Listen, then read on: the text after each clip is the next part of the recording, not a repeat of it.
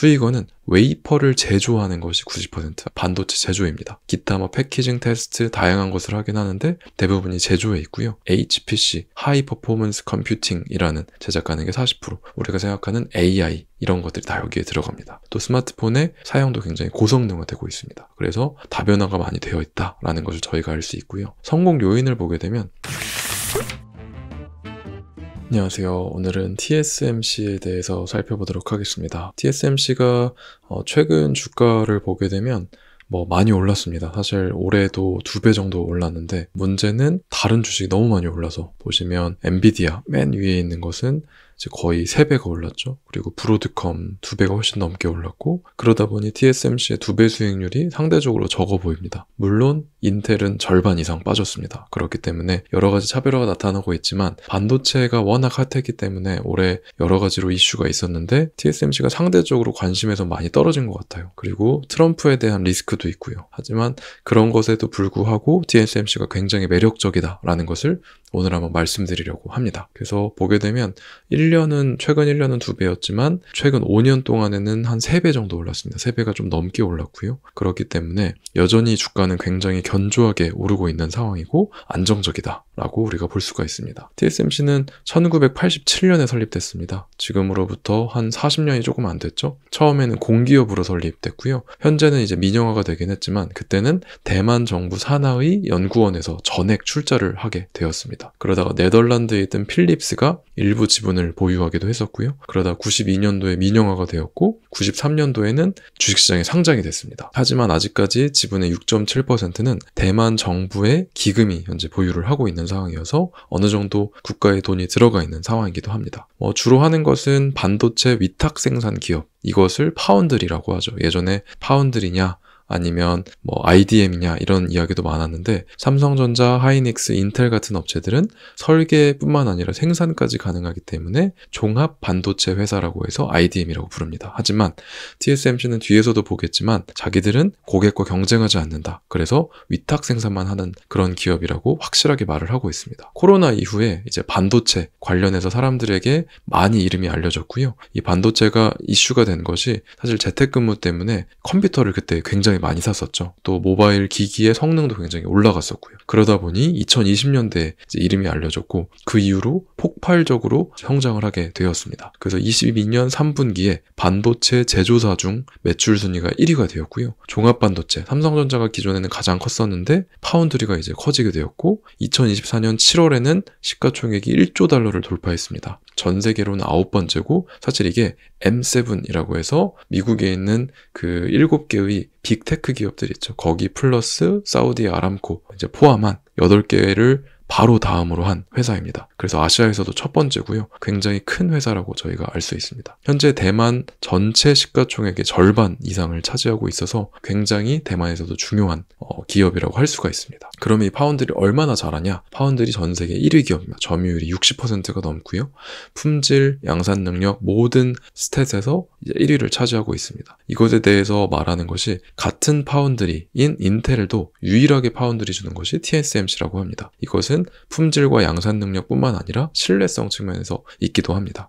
그리고 대만에서는 호국 신산, 나라를 지키는 신령한 산이라고까지 불리는 정도이고요. 지진이 나거나 무슨 일이 나거나 해도 TSMC를 살리려고 모두가 달려갑니다. 하지만 이것 때문에 중국과의 분쟁에서 중국이 가장 먼저 공격할 수 있다라고 하면서 걱정되는 영역이기도 해서 현재는 미국과 중국 간의 이 갈등의 원인이 되기도 하는 그러한 하나의 영역입니다. 왜냐하면 미국의 수많은 그 팹리스, 설계하는 업체들의 생산을 다 TSMC에서 하거든요. 그렇기 때문에 굉장히 중요한 상황입니다. 사업 모델 한번 살펴보겠습니다. 우선 수익원은 웨이퍼를 제조하는 것이 90%, 아까 말씀드린 것처럼 반도체 제조입니다. 기타 패키징 테스트 다양한 것을 하긴 하는데 대부분이 제조에 있고요.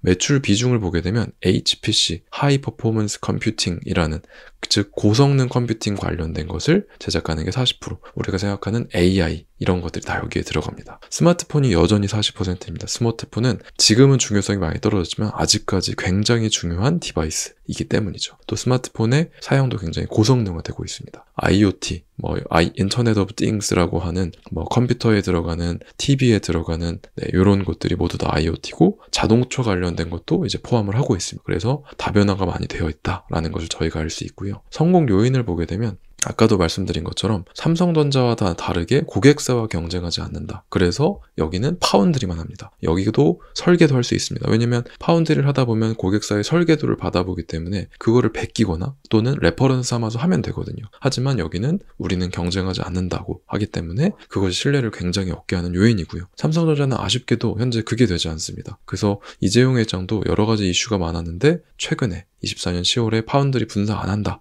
라고 이제 쐐기를 박았고요. 이게 조금 업계에서는, 금융업계에서는 삼성도 파운드리를 하려면 신뢰가 중요하기 때문에 이제 분사를 해야 된다라는 의견이 강하기도 합니다. 근데 분사 못하는 까닭도 있긴 해요.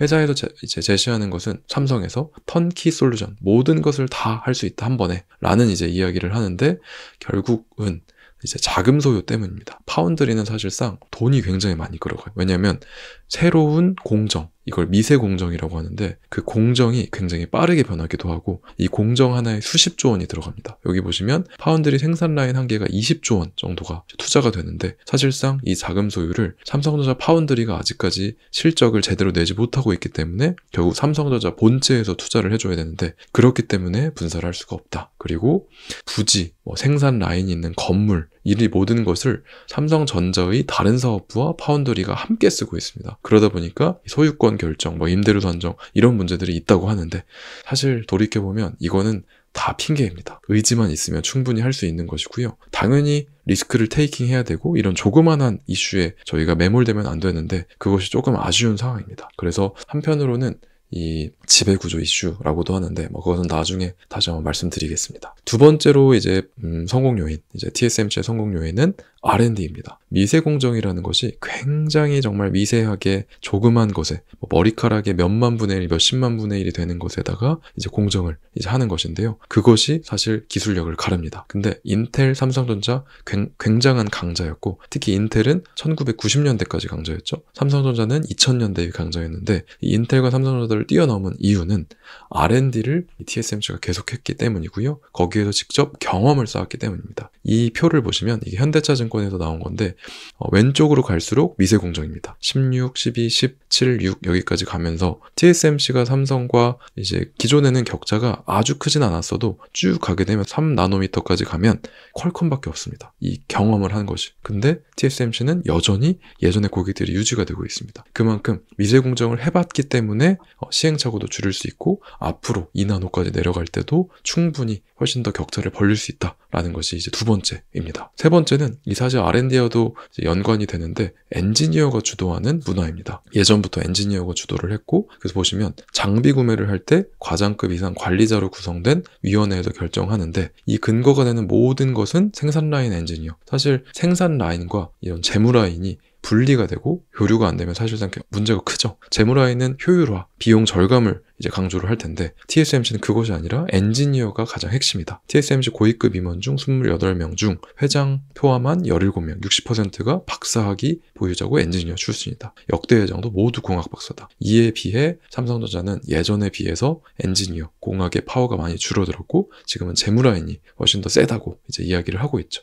아마 한 몇 달 전에 이슈됐던 건데 블라인드에 삼성 직원이 썼던 겁니다. 주석을 계속 잘아들고 이런 불만이 무슨 뜻인지 고조가 무슨 뜻인지 이러다 보니까 실제로 기술력과 우리가 얼마나 빠르게 가야 하는 삼성에서 강조했던 초격차가 지금은 더 이상 논의되지 않고 내부에서 쉽게 쓰는 거, 내부에서 어떻게 하면 우리가 설득을 할 수 있는가 이것에 시간을 너무 많이 쓰다 보니 이제 삼성전자의 격차가 벌어졌다. 그리고 마지막으로 제가 조그맣게 적어놨는데 대만 노동자 임금이 굉장히 낮습니다. 한국은 사실 이제 국민소득도 많이 늘어났지만 사실 대만이랑 1인당 국민소득은 비슷하죠. 한국은 월 평균 임금 근로자의 급여가 400만 원이 훌쩍 넘습니다. 대만 노동자는 여전히 200만 원 됩니다. 사실 이게 되게 신기한 거죠. 그러다 보니 낮은 임금으로 고품질의 숙련된 노동력을 쓸 수 있다는 것도 사실 TSMC의 굉장히 큰 강점입니다. 리스크 있습니다. 아까 말씀드린 것처럼 트럼프는 리쇼어링, 이제 다 모든 거 미국으로 끌겠다. 그래서 TSMC 미국 공장 지었습니다. 그리고 양안 전쟁,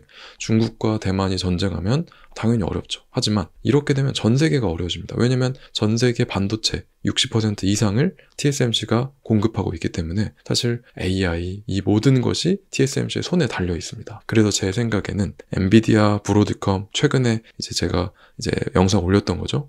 브로드컴이 엔비디아의 넥스트가 될지, 그래서 시대 변화가 있을지, 또 뭐 AMD가 될지, 뭐 삼성전자가 될지, 어떤 회사가 반도체를 리딩을 하든지 결국 TSMC에서 생산할 수밖에 없다. 이 생산, 파운드리라는 것은 기술 개발보다 훨씬 더 어렵다고 저는 생각을 합니다. 이 어려운 것은 기술 개발의 난이도를 떠나서 시간이 오래 걸립니다. 수율을 잡기가 굉장히 오래 걸리고, 그 공정 노하우, 숙련된 엔지니어들의 노하우가 쌓이고, 그래서 시행착오를 줄이고 수율을 높이는 것이기 때문이거든요. 그래서 TSMC를 쉽게 대체할 수 있는 곳이 향후 10년? 더 크게 보면 20, 30년에 나오기 어렵다고 저는 생각을 하고, 그렇기 때문에 굉장히 좋게 봅니다. 만약에 전쟁이 난다, 또는 대만에서 지진이 난다, 그렇게 하면 전 세계 AI 반도체 업계가 다 비상입니다. 그렇기 때문에 TSMC도 주가가 빠지겠지만 거기에서 공급받는 다른 업체들도 주가가 더 빠지기 때문에, 이미 TSMC가 세계 시총 9위, 10위인 기업이기 때문에 이것에 대해서는 저희가 우려할 필요가 없지 않을까 하는 생각입니다. 다소 나이브할 수도 있지만 그만큼 TSMC가 중요한 회사라는 것을 다시 한번 강조드립니다. 다음에는 TSMC 말고 또 저희가 볼 수 있는 회사들에 대해서 다시 한번 살펴보겠습니다. 감사합니다.